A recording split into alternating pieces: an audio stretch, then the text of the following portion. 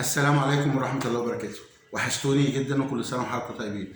أنا النهاردة برضه عامل فيديو سريع شوية وهنشوف مريم شرفتيني النهاردة. أنا اتشرفت بيك أكتر. ربنا يخليك. إحنا عملنا صبغة لشواتير وركبناهم وركبنا رموش وعملنا لون قريب من لون شعرها. ففرحتني قبل ما أعمل فيديو ما بتقول لي أنا مش حاسة إن في حاجة متركبة ولون شعري ومع الشعر. نسمع هي تقول إيه وأنا هطلع بره الفيديو خالص. سلام. اتفضلي يا مريم. اوكي، مبدئيا كده بشكرك جدا ومش عارفه اشكرك على ايه. هرد عليك. ربنا يخليك.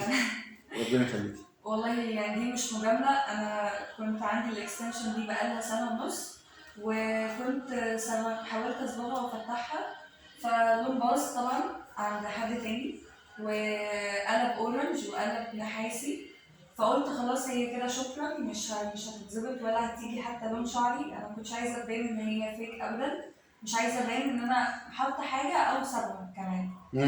ف ركنتها على جنب. دلوقتي جيت اعملها عند استاذ حسام. الاكستنشن حرفيا كانت مهلكه. الصبغه بعد المفروض الواحد بعد ما يصبغ ان هو الشعرايه نفسها تتهري او الشعرايه نفسها مفيش كلام من ده عندي الحمد لله. انا الشعرايه اتهرت اصلا عن مكاني. الحمد لله. يا جماعه انا اول مره اعرف مريم، والله جايباني من عن طريق ايه؟ جوجل. والله اول مره تشرفني، والله اول مره تشرفني. دي حقيقه فعلا الحمد لله ان انت مبسوطه. انا كان نفسي اصور قبل، انا فعلا نسينا عشان من ساعه الفطار، احنا شغالين يا جماعه من قبل الفطار والله، وفطرنا في المحل فمعلش اعذروني. المهم حطي دي كده عشان وشك ما يبانش، ولفي وقولي اللي انت عايزاه برده. اهو يا جماعه هي مش حاسه ان في حاجه متركبه ولا لون شعرها ولا اي حاجه، كله ميه واحده.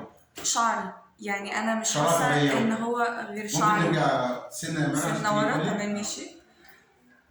حاسه بتقل، مش حاسه بتقل خالص.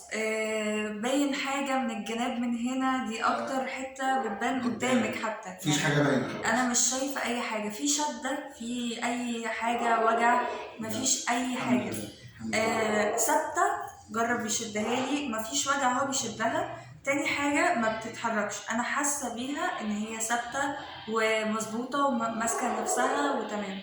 الصبغه بقى حاجه تانية خالص. الصبغه انا كنت عايزه اصبغ حاجه ما تبانش ابدا ان هي حاجه متركبه او تبقى كمان اوفر، ان هي تبقى لونها غريب، وبالذات ان انا كنت جايباها له بايظه، جايباها له نحاسي اورنج، وقعدت اعمل سيرش ده ليها علاج اصلا، فحاجه كده صعبه يعني. الحمد لله.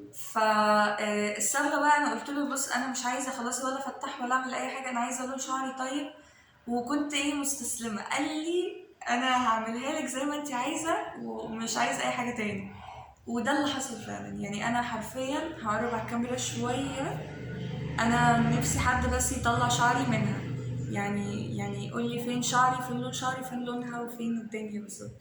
فاللي طلبته هو اللي حصل بالظبط. ربنا يخليك. يعني بجد انت كلك ذوق وكلك احترام، وفعلا قد كلامه في كل حاجه يعني. نلف بقى كده نشوف اللي احنا بنقوله ده يا جماعه الشعر اهو كله ميه واحده، والله العظيم كله متركب جوه، بس طبعا انا مش هقدر اوريك بالتفاصيل. يعني مثلا لو قربنا كده اهو باين ده اهو، ممكن نقرب سنه صغيره، كله متركب كده رندات، بس انا مداري الرندات على قد ما اقدر ان هي ما تبانش. اهي كل الشعر متركب كده، والاهم حاجه ان احنا طلعنا اللون نفسه كله ميه واحده. المهم ان انا مبسوط ان هي مبسوطه، وانتوا عارفين ان انا دايما انا فعلا مش مصدقه، انا كنت هرميها، فطبعا مبسوطه بجد. ربنا يبارك فيكي واشكرك وشرفتيني تاني ونورتيني، واتمنى بقى تشوفي دايما اصحابك على طول. اكيد انا واصحابي والعيله الكريمه كلنا ان شاء الله بجد. اشكرك مستعفه كده وانا مبسوط. اخر حاجه بس الرموش عايزه ادي بيها يعني عشان انا فتحي وغمضي كده عشان تشوفوا اهي يا جماعه، برضو انبهرت بيها الحمد لله. خدنا 10 دقايق.